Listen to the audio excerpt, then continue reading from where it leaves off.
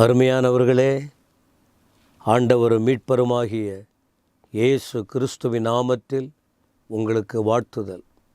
தேவ கிருபையினால் அழியாத ஆண்டவருடைய வார்த்தைகள் உங்களுக்கு சொல்லுவது எங்களுக்கு கிடைத்த பெரிய பாக்கியம்.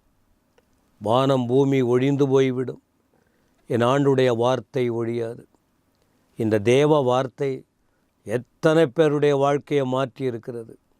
கைவிடப்பட்டவர்கள், அனாதைகள், புறக்கணிக்கப்பட்டவர்கள், எதிர்காலம் என்ன என்கிற நிலையில் தத்தளிக்கிறவர்கள் வாழ்க்கையெல்லாம் மாற்றி அமைத்திருக்கிறது.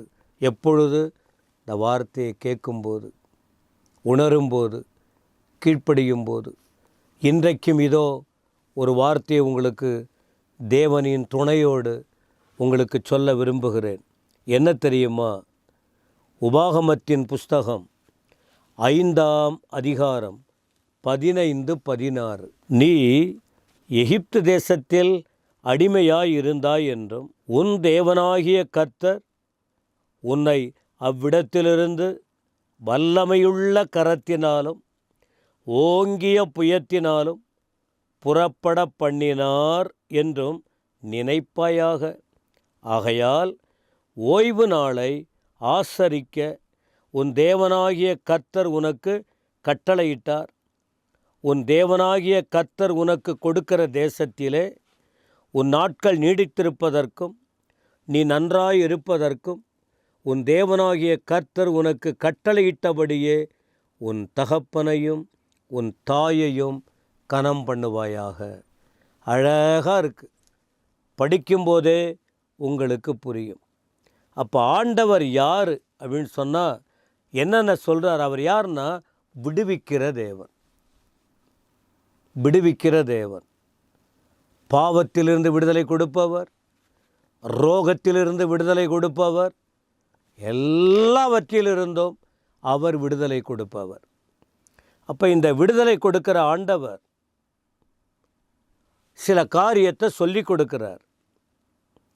அந்த வசனங்கள் 5ஆம் அதிகாரத்தின் 6ஆம் வசனம் பாருங்கள். உபாகமம் 5:6. உன்னை அடிமைத்தன வீடாகிய எகிப்து தேசத்திலிருந்து புறப்பட பண்ணின உன் தேவனாகிய கர்த்தர் நானே. அன்றைக்கு அடிமைத்தன வாழ்க்கை மோசே காலங்களில், மோசே மூலமாக 430 வருடம் எகிப்திலே அடிமைப்பட்டு கிடந்தவர்களுக்கு விடுதலை கொடுத்தவர் தேவன். அவர் சொல்கிறார், என்ன சொல்கிறாரு? எப்படி அவர் விடுதலை கொடுத்தாரா? தமது வலது கரத்தினால். எவ்வளவு அடிமையான வாழ்க்கை! இந்த 15ஆம் வசனத்தில் பார்த்தா, எகிப்து தேசத்தில் நீ அடிமையாக இருந்தாய். எவ்வளவு ஒடுக்கப்படுதல், எவ்வளவு கண்ணீர், கசந்த அனுபவம், பெரிய பிரச்சனைங்க, விடுதலை இல்லாத வாழ்க்கை, நிம்மதி இல்லை. அதை ஆண்டவர் சொல்லி காட்டுறார். அந்த இடத்திலிருந்து ஆண்டவர் புறப்பட பண்ணினார். எப்படி? வல்லமையுள்ள கரம், ஓங்கிய புயம். அவர் கரத்தின் வல்லமை. இந்த கரத்தால் தான் மனுஷனை உண்டாக்கினார். இந்த கரத்தால் தான் அநேக அற்புதத்தை செஞ்சிருக்கிறார். அப்போ அந்த வல்லமையுள்ள கரத்தால் இவர்களுக்கு விடுதலை கொடுத்திருக்கிறார். பலகரத்தினாலே, வல்லமையுள்ள கரத்தினாலே ஆண்டவர் அவர்களுக்கு விடுதலையை கட்டளையிட்டார். அப்போ இந்த காரியத்தை என்ன செய்யணும்னு சொல்கிறாருன்னா, நினைங்க. அன்றைக்கு இஸ்ரவேல் ஜனங்கள் அடிமைத்தனத்தில் இருந்தபோது அவதிப்பட்டாங்க, ஆனால் மறந்துட்டாங்க. இன்றைக்கு நமக்கும் என்ன சொல்கிறாரு? கல்வாரி சிலுவையில் ஆண்டவர் இயேசு தன் ஜீவனை கொடுத்ததினால் நமக்கு பாவத்திலிருந்தும் அடிமைத்தனத்திலிருந்தும் சாபத்திலிருந்தும் விடுதலை கொடுத்திருக்கிறார். மறந்துடாதீங்க, நினைவு கூறுங்கள். 15ஆம் வசனத்தில் என்ன சொல்கிறாரு பாருங்க. நினைப்பாயாக. நீங்கள் எங்கே இருந்தீங்க? உங்கள் வாழ்க்கையின் நிலை என்ன? எவ்வளோ கேவலமாக இருந்தது. ஆனால் இன்றைக்கு நீங்கள் விடுவிக்கப்பட்டிருக்கீங்க. அதை மறந்துடாதீங்க, நினைவு கூறுங்கள், நினைத்து வாழுங்கள் சொல்லிட்டு ஒரு ரெண்டு காரியம் சொல்கிறார். நீ இருந்த இடம், நீ விடுவிக்கப்பட்ட விதம், இதையெல்லாம் நினச்சி பாரு. ஆனால் 2 காரியம் செய். 1, ஓய்வு நாளை ஆசரிக்க உன் தேவனாகிய கர்த்தர் உனக்கு கட்டளையிட்டார். அப்போ விடுவிக்கப்பட்டவர்கள் கை கொள்ள வேண்டிய அநேக காரியம் இருக்கிறது. அதில் 1, ஓய்வு நாளை அனுசரிக்க வேண்டும். அன்றைக்கு அவர்களுக்கு ஓய்வு நாளாக ஆயத்த நாளாக சனிக்கிழமையை தெரிஞ்சுக்கிட்டாங்க. வெள்ளிக்கிழமை அவர்கள் வெள்ளிக்கிழமையிலிருந்து சனிக்கிழமை வரைக்கும்.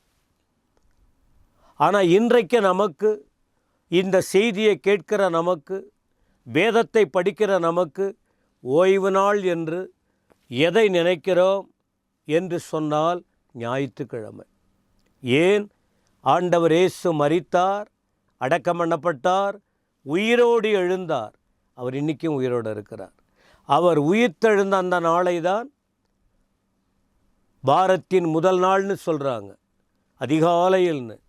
அந்த நாளை தான் நாம் அரசாங்கத்தில் கூட ஞாயிற்றுக்கிழமை ஓய்வு கொடுக்குற, ரெஸ்ட்டு, விடுமுறை அல்லது லீவு கொடுக்குறாங்க. அதைப்போல் பிரியமானவர்களே, நாம் இந்த ஆண்டவர் அந்த ஓய்வு நாளை ஆசீர்வதித்தார், ஓய்ந்திருந்தார்ன்றிருக்கு. நமக்கு ஆண்டவர் கொடுத்துருக்கிறது. இஸ்ரவேல் ஜனங்கள் பின்பற்ற வேண்டியது ஒரு நாள். ஆனால் நாம் ஞாயிற்றுக்கிழமைக்கு போகிறீங்களா? ஆலயத்துக்கு போகிறீங்களா? ஆண்டவரை தேடுறீங்களா? உங்கள் வீட்டு கணவர், உங்கள் மனைவி, நீங்கள் பெற்றெடுத்த ஆண் பிள்ளை, பெண் பிள்ளை, உங்கள் உடன்பிறப்புகள், நீங்கள் போகிறீங்களா? போகணும். ஓய்வு நாளை ஆசரிக்கணும். என் வேதம் சொல்லுது, உங்களுக்கு விடுதலை வேணும்னா. ஆனால் விடுதலை கொடுத்துருக்கார். அந்த விடுதலையை மறந்துடாதீங்க, நினச்சி வாழுங்க. 2வது ஒன்று சொல்கிறார், ஆராதனைக்கு போகணும், ஆண்டவருக்கு ஆராதனை செய்யணும். அது மட்டுமல்ல, அடுத்த வசனம், ஆண்டவர் உனக்கு கொடுக்குற தேசத்தில் பரலோகத்துக்கு போகணும்னா, அவர்களுக்கு கானான் தேசம், நமக்கு பரலோகம்.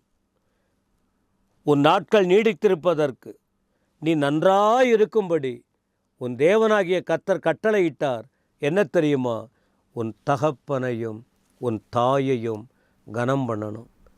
ஒருவேளை கல்யாணம் பண்ணிட்டு திருமணம் ஆயிட்டு மனைவி பிள்ளைகளோடு இருக்கலாம், அவசியம்தான், இல்லைன்னு சொல்லலை. உங்களை பெற்றெடுத்த தாய் தகப்பனை மறந்துடக்கூடாது, அவங்கள வேதனைப்படுத்தக்கூடாது, கனம் பண்ண வேண்டும். 2 காரியம்.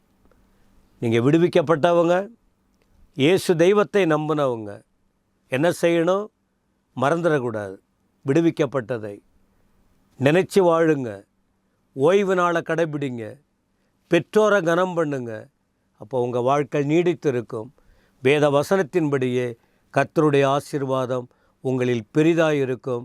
கர்த்தர் உங்களை ஆசீர்வதிப்பாராக. ஆமேன், ஆமேன்.